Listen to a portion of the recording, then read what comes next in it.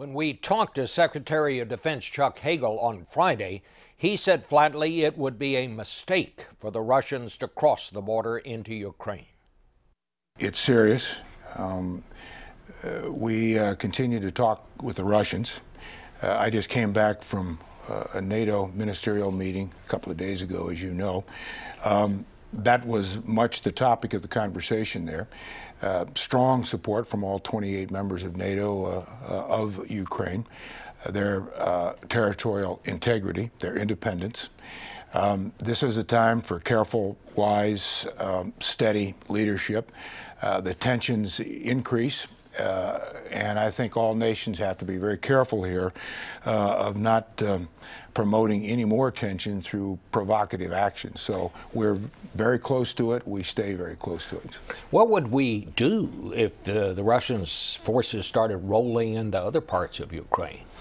Well, I won't get into the different specific options, but this could be a very dangerous situation if this continues in a very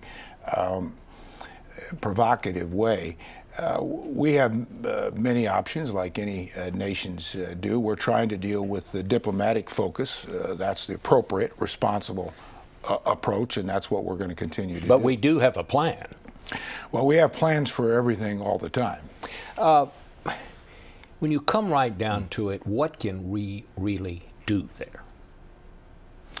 Well, again, we've got different options, but for right now, the responsible thing is to continue to work through the diplomatic channels, and that's what we're doing. What is our strategic interest in Ukraine?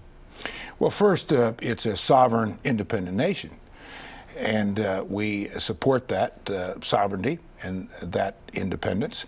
They have been a responsible new independent member of the global community since the implosion of the Soviet Union. We have a European Union and NATO interests that border Ukraine.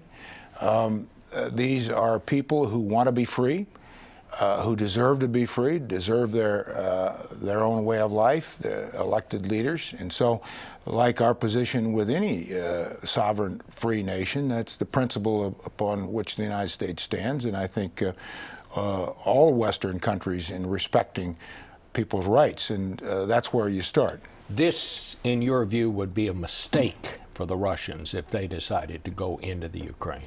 I think it would be a mistake, and this would set in motion so many different dynamics that are not in anyone's interest.